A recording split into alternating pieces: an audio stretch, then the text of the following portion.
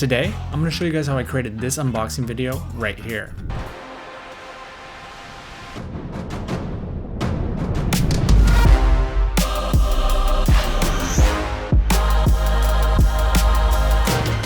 For this video, we are going to have to dive into After Effects and Premiere to create it. You can use other softwares as well, but I'm just going to show you guys how I do it on the software that I use.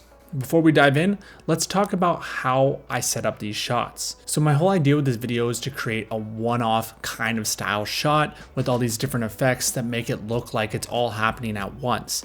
In the reality, this is actually broken down into about 7 different shots. And if you look closely, you can actually see them.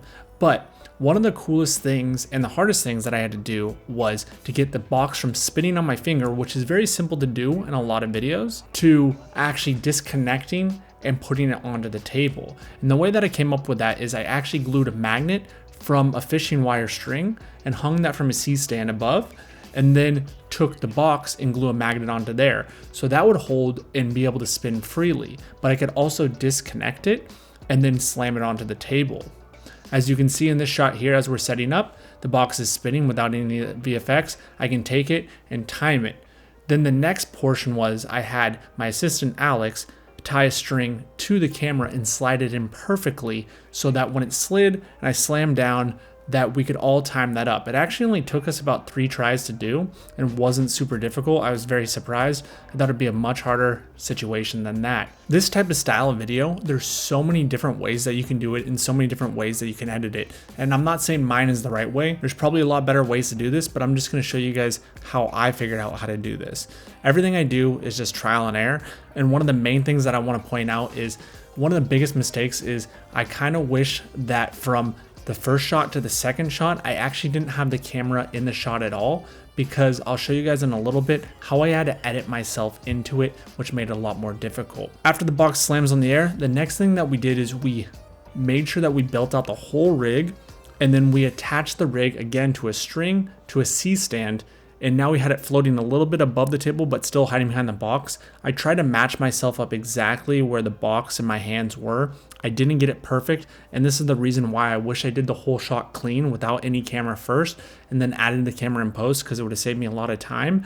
From there, I knocked the box down and I had Alex lift the C-stand up. Nothing fancy, no gears, literally just fishing wire and the thing spinning, which we naturally spun as he lifted, and then I had moved out of the way. Then we went and grabbed close-up detail shots of the camera itself. We did just a push in and had it spinning on the same exact setup, same exact lighting. And then the last shot again is just on the fishing wire again, and I'm just putting my finger underneath, and this allows me to spin like I'm spinning a basketball without any talent whatsoever. But now that I showed you guys how I shot it, let's dive in to how we edited it. This is pretty much my timeline before a lot of the amazing effects went on.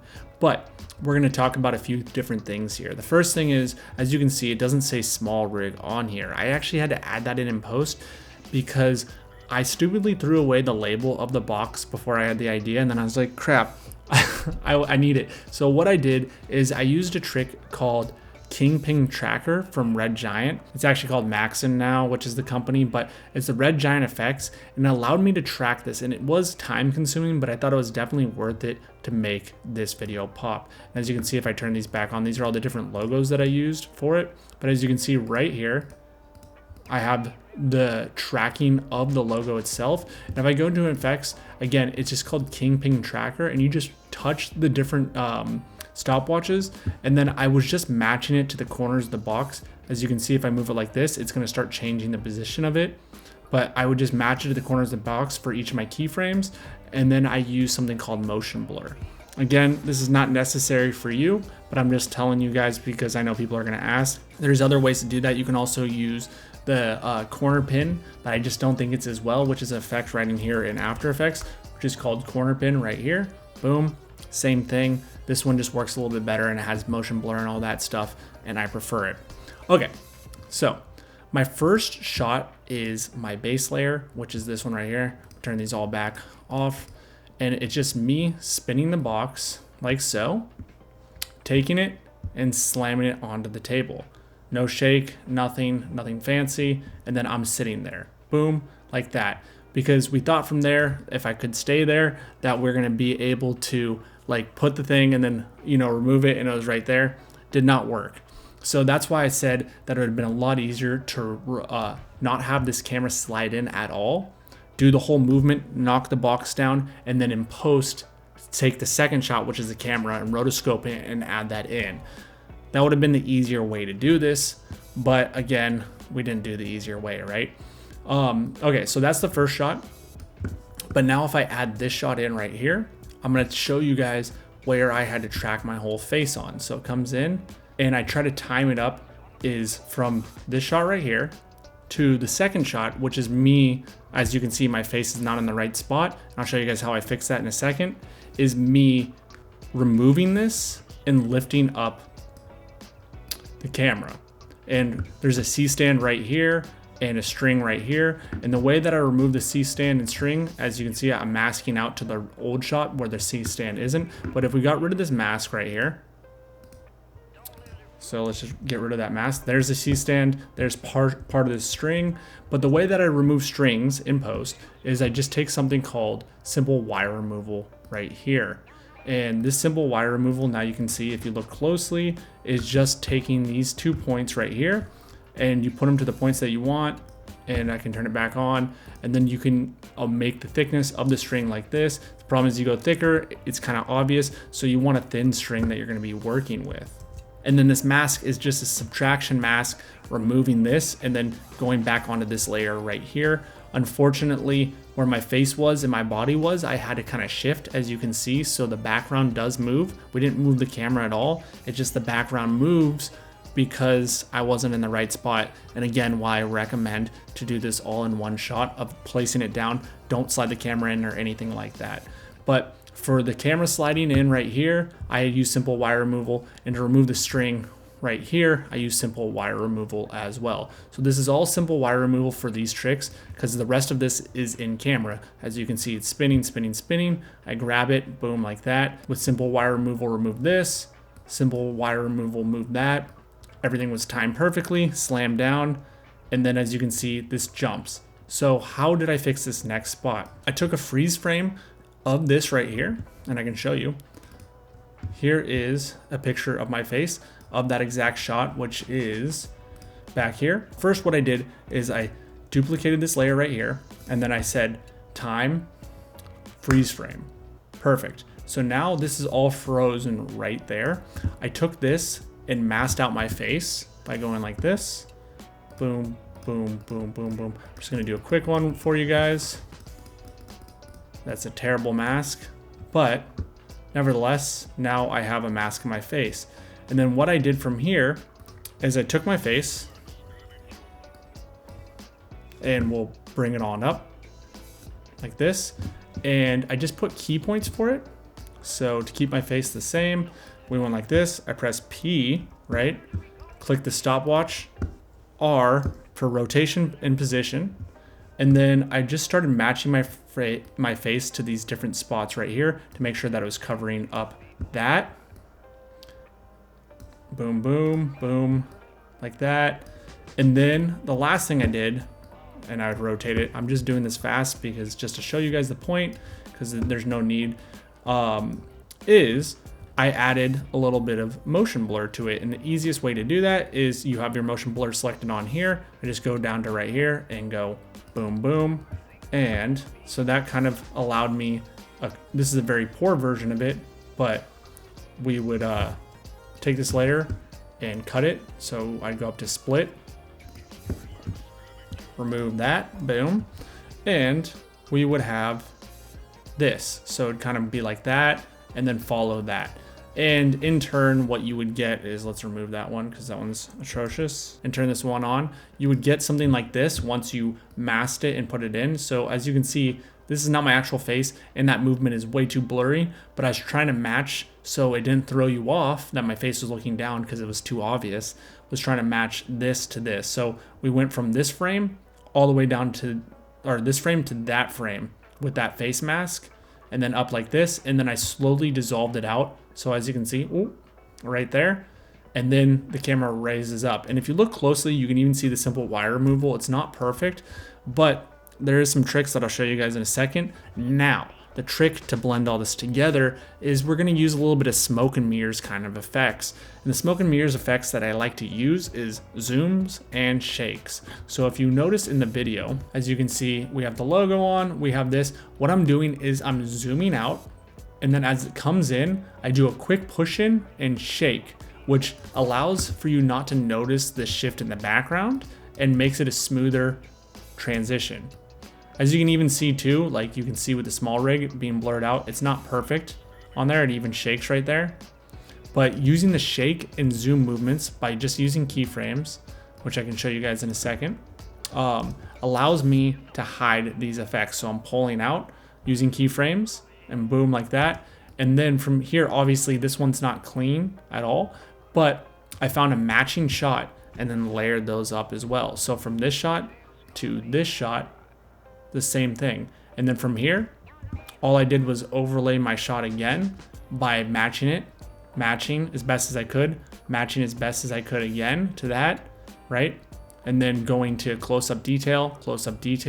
And this again is just me holding the camera like this and then grabbing like this and then pulling it like this.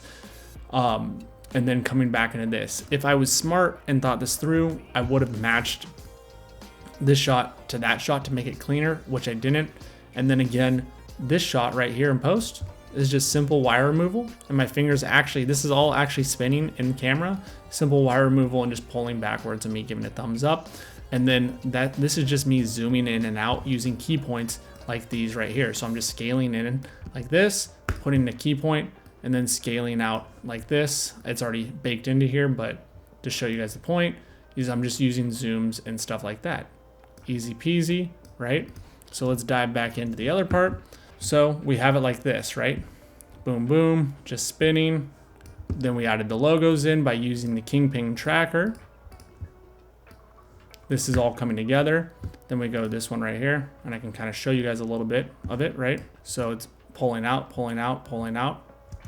And all I'm doing with these is, as you can see, is I have rotation and scale on both of these, which is just this image right here. So I'm just having it track right here, and then it's gonna stop right here, and then right from here, boom, go in. And then I'm using something called camera shake, which is also by the Maxon or Red Giant or whoever you want to call it. And that's going to create my shake. You don't have to use this. You can use something called wiggle, which I can show you guys how to do that as well, which you're going to create a wiggle expression, which is going to create your shake. I personally don't like using it because for some reason, sometimes it just doesn't do what I want it to do. But say if we turned off this camera shake right here, you're not going to get any shake. And then look without the shake, as you can see, now you can see my head do that jump and the background do the jump. But once we add that shake in, boom, now it's very hard for your eyes. It's all smoke and mirrors. I call this in filmmaking a little bit of a magic trick, right? The other thing that I'm using by Maxon is a lens flare. And this is pretty cool too. They're called real lens flares and you can select different ones. I am not sponsored by them, by the way, as I'm doing this. I just use their products forever because there's so many different cool things that you can use with it. But I just added a lens flare and that just added a little bit of pop of color because I'm already using orange and teal in my shots because I have my lights back here. I have my teal lights, I have my orange lights. Just adding a little bit of a lens flare like that on the top on an adjustment layer just made it a little bit better in my opinion. And I only had it turn on as the thing rose, like we're getting this holy effect as it's rising, and I think that's pretty cool.